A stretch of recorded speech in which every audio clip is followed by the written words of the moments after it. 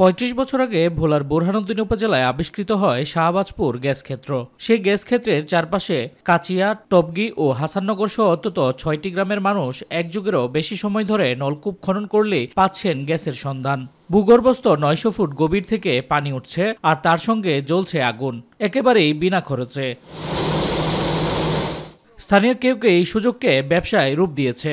নলকূপে drum, compressor আর cylinder বসিয়ে বিভিন্ন বাড়িতে গোপনে দিচ্ছেন গ্যাস সংযোগ। এমনকি কিছু কলকারখানায়ও চলছে অনুমোদনহীন গ্যাস লাইন। ছড়ানো ছিটানো এসব সংযোগে যে কোনো সময় ঘটতে পারে বড় ধরনের দুর্ঘটনা। আমি ওখানে একজন স্থানীয় লোক, আমি পাইতেই পারি, ফ্রি পাইতে পারি, হ্যাঁ, কিন্তু ফ্রিটা আমি নিতে গিয়ে যে আমি বিভিন্নভাবে যে অপচয়টা করি, এটা তো আমার রাষ্ট্রের জন্য ক্ষতিকর। আমরা এই যে পাইপগুলো আছে না, যে পাইপগুলো দেখছেন, এই পাইপগুলোর মাধ্যমে আমরা গ্যাস আনি। আমরা 22টা কল আনছি, 22টা কল আলা আমরা করে ভাড়া দিয়ে দিছে কল।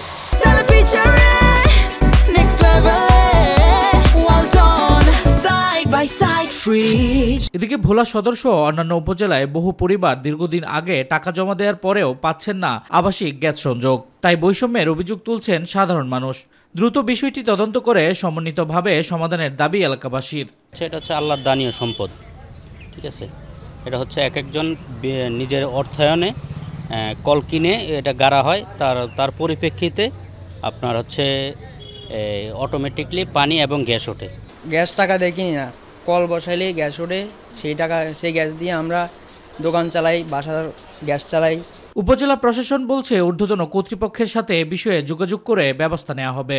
সে ব্যাপারে কি করা যায় সেটা আসলে আমার মনে হয় একটা সামগ্রিক রিসার্চের প্রয়োজন আছে। এটা হয়তো রাষ্ট্র সিদ্ধান্ত নেবে, আমরা সে আলোকে পরবর্তীতে ব্যবস্থা গ্রহণ করব। বাপেক্সের দাবি, গ্রামাঞ্চলে নলকূপে যে গ্যাস পাওয়া যাচ্ছে তার কোনো সংযোগ শাহবাজপুর গ্যাস ক্ষেত্রের নলকূপের সঙ্গে নেই।